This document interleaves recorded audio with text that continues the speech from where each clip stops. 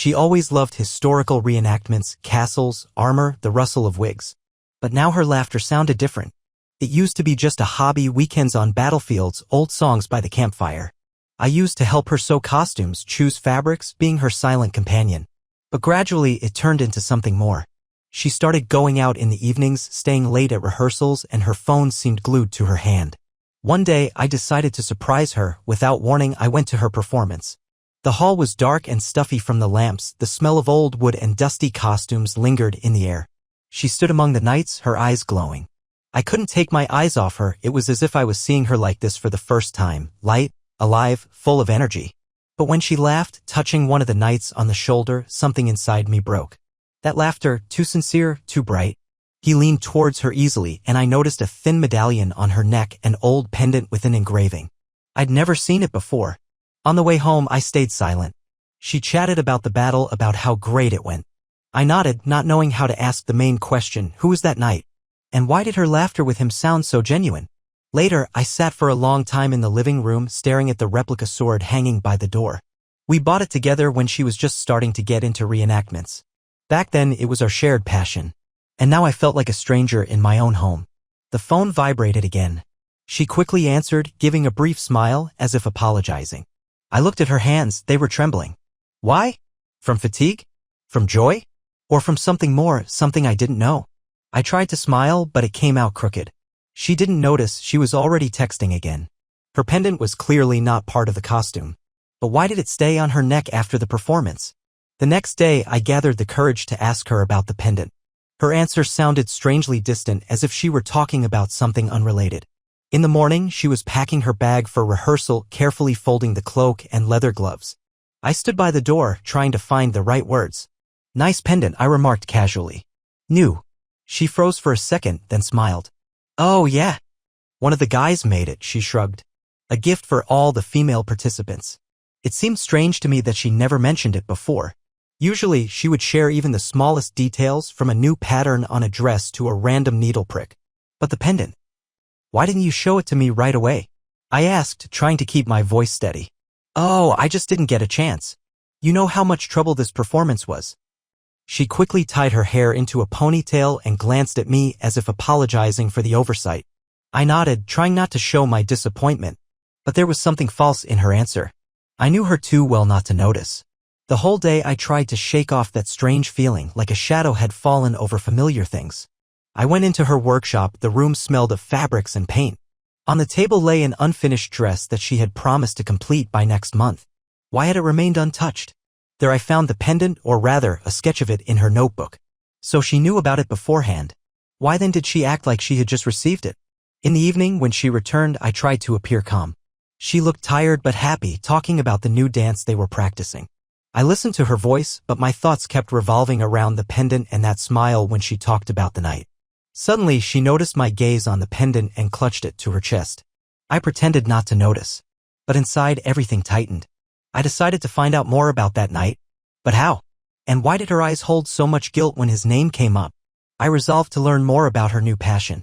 But what I discovered made me question my own sanity. She left for rehearsal again, leaving behind the scent of cistus and old fabrics.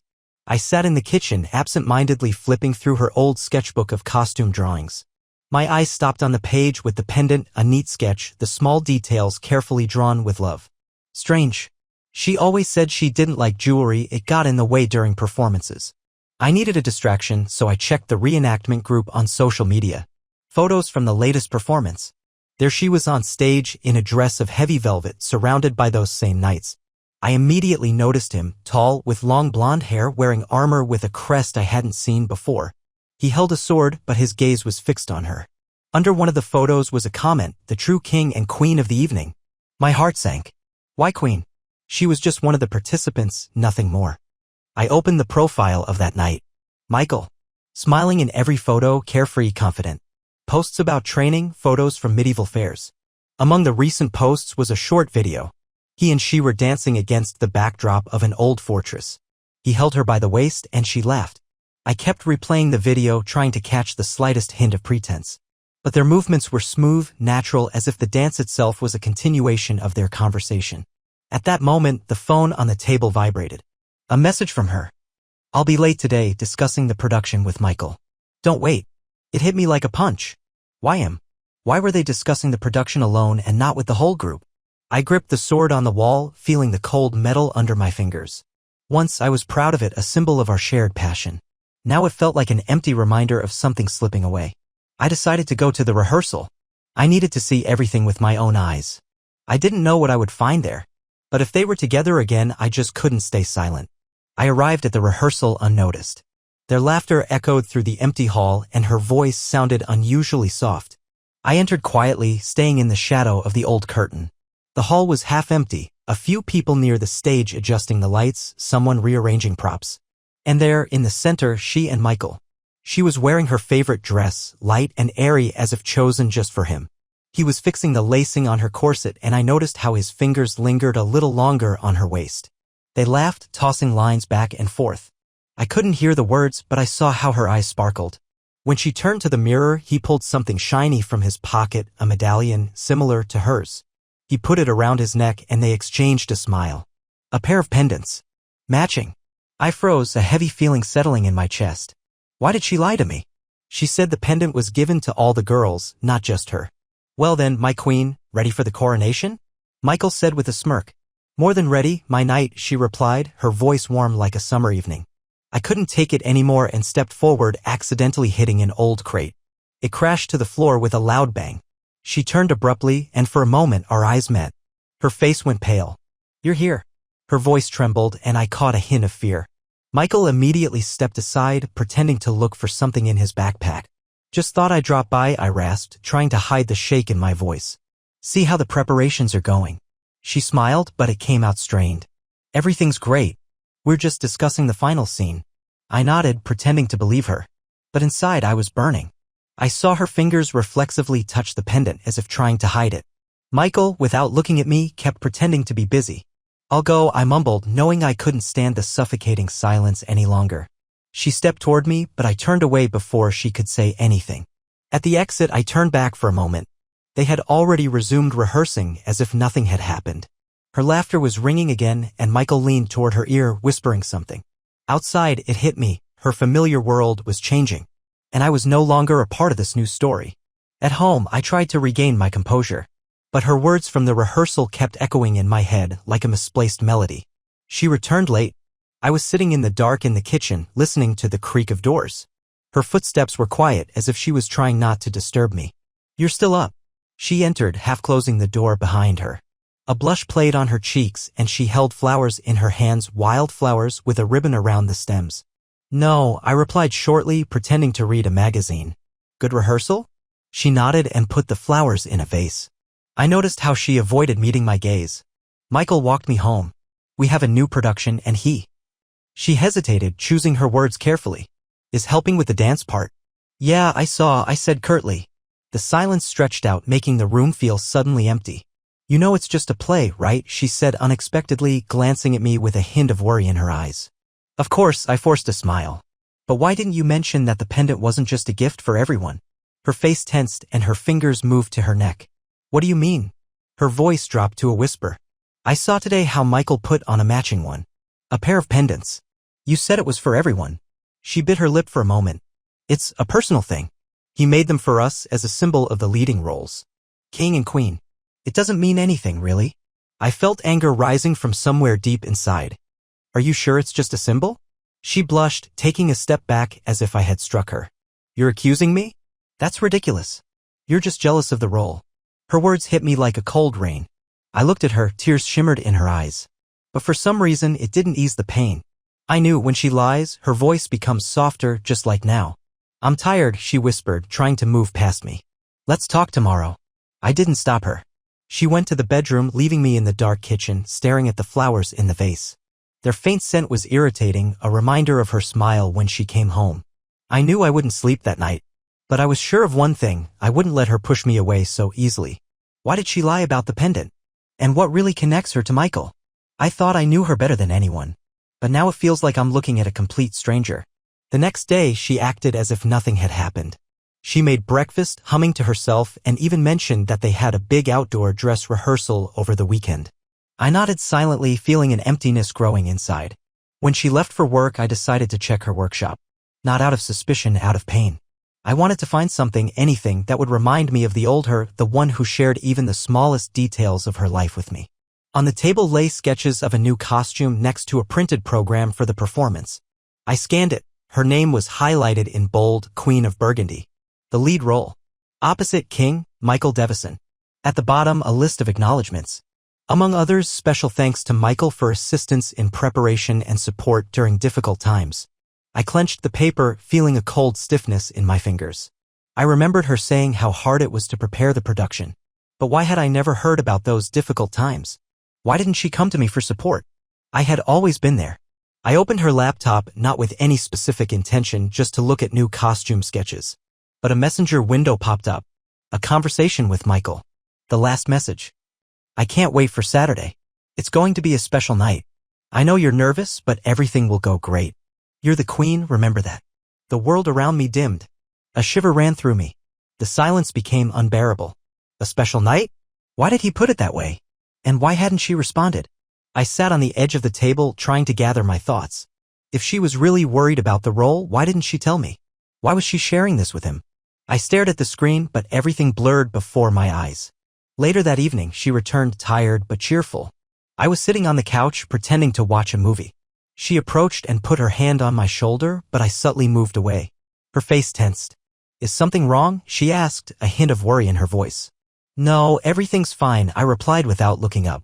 She paused for a second, as if trying to read my emotions, but then walked to the bedroom, leaving me alone with my tangled thoughts. I realized that to find the truth, I would have to go to the dress rehearsal, even if it shattered me completely. I decided to attend the dress rehearsal. I needed to see it all with my own eyes, without guesses, without her explanations. On the weekend, I left early to avoid drawing attention. The rehearsal location, an old park near the castle on the outskirts of town.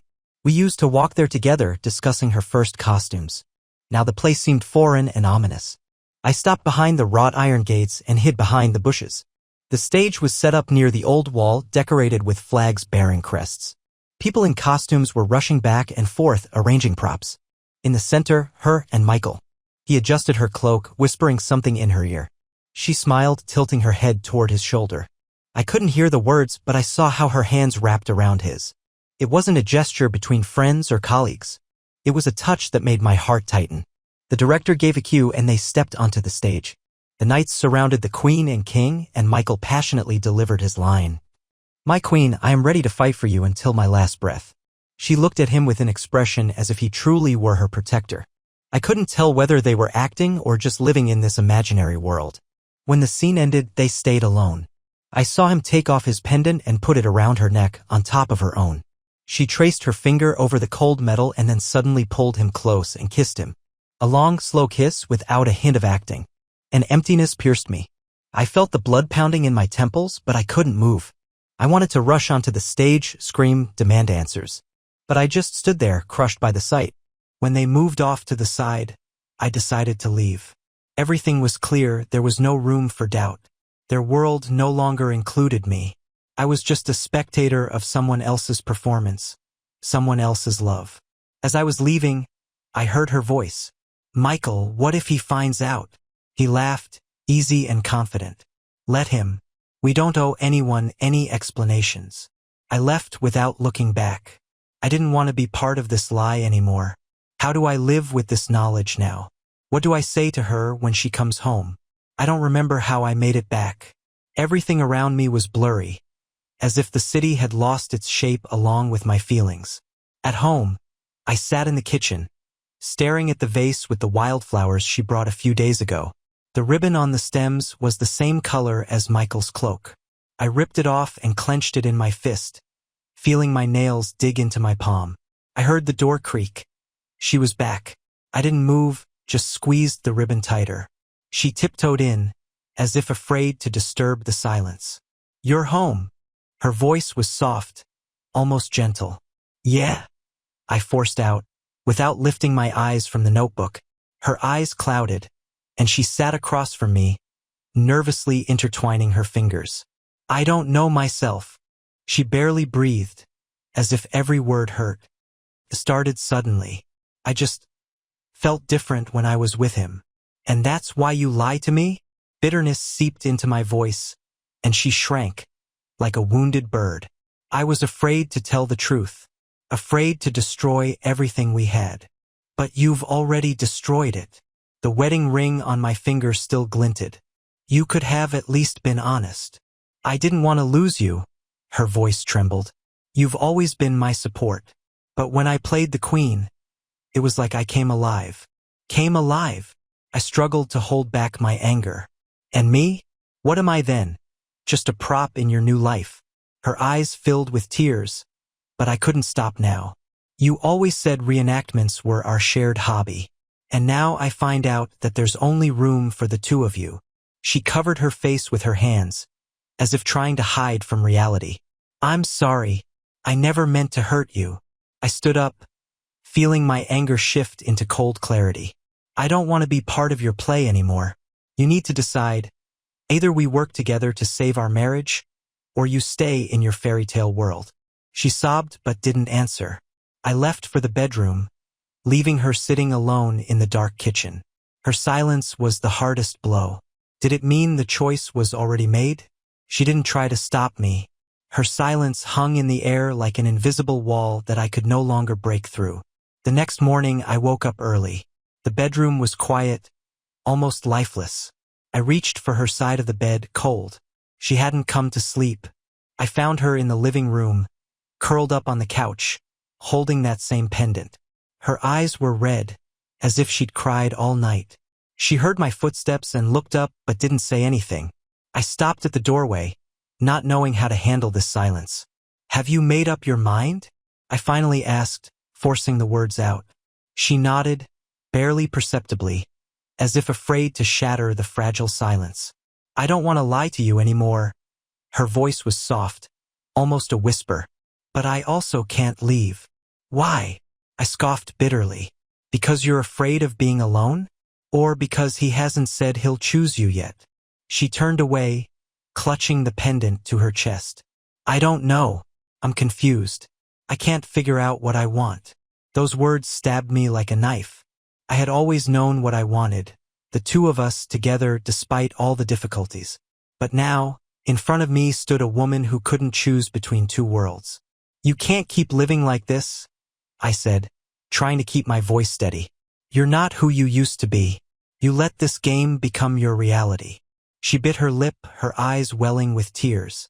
I wanted to feel different, not just a wife, not just your support, but someone vibrant, significant. And he gave me that feeling. And me, my voice broke. Wasn't I enough? I was always there when you needed me.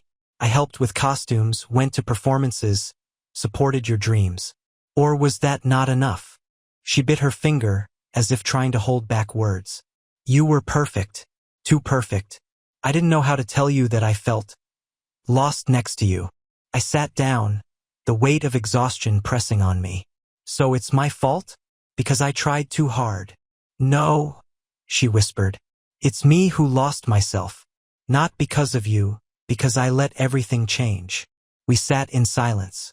I no longer knew what to say. She, too, was quiet, staring at the pendant as if it held the answer to all her doubts. At some point, I realized I was tired of fighting for something that no longer existed. I was tired of proving my worth. If she needed this adventure, this illusion, who was I to stand in the way? I'm leaving for a few days, I said quietly. I need time to think. She didn't object, just lowered her head, as if accepting defeat. I didn't know what awaited us after this. But for the first time in a long while, I felt I needed to choose myself, not her dream. When I closed the door behind me, it suddenly became easier to breathe outside. I wasn't leaving her. I was leaving everything that was breaking me. I drove out of the city to the old cabin by the lake. We used to spend weekends there, fishing, roasting potatoes over the fire. I'd always loved that place. It was simple, honest, not like our last few months. That first evening, I just sat by the water, watching the sun set behind the hills. My head buzzed with questions. What did I do wrong? Where did I miss the moment when her dream became more important than us? The next morning, I woke up earlier than usual. During the night, I had thought it all over. I realized I couldn't live in her imagined world anymore. She had decided to become someone else. A queen, the knight's partner, and I couldn't be part of that play. I took out my phone and typed a message to her. I need time. I can't keep waiting for you to choose between me and an illusion. I choose myself. If you truly want to save us, prove it through actions, not words. Otherwise, I'll have to walk away for good. I stared at the screen for a long time before pressing send. But the moment the message went through, I felt a sense of relief. I had finally said everything that had been building up inside me. The whole day, I worked on fixing the old boat by the shore, trying to keep my mind busy. But when the sun was already setting, my phone vibrated. A message from her. You're right. I got too caught up in that world. I didn't notice how I lost us. I'm scared of losing you, but I don't know if I can fix what's already broken. I want to talk. Can I come over? I stared at the screen for a long time, trying to make sense of what I was feeling. Anger, pain, relief. Everything was mixed together. But among those emotions, a flicker of hope appeared. Maybe she understood. Maybe she was ready to fight for us. I replied briefly, come. But this time, no costume. I want to see the real you. I didn't know what she would say when she arrived. I didn't know if I could forgive her. But I knew one thing. I wasn't going to pretend anymore that everything was okay. If she truly wanted to rebuild us, we'd have to start from scratch. Without illusions. When the headlights of her car flashed on the road, I felt my heart tighten with anxiety. She got out, just wearing jeans and a sweater. In her hands, a thermos of tea and an old blanket. She approached cautiously, and I noticed that the pendant was no longer around her neck. I wanted to feel like someone else, she said, her voice trembling. But in the end, I almost lost what mattered most. I nodded, not knowing how to respond. She came closer and put her hand on my shoulder, as if asking for permission to be near. I can't promise I'll fix everything right away, she whispered. But I want to try. With you. I didn't answer immediately. I just pulled her into a hug. We stood by the water, silent, until the evening chill drove us inside. My heart was heavy, but for the first time in a long while, not hopeless. Maybe we still had a chance. But could I trust her again?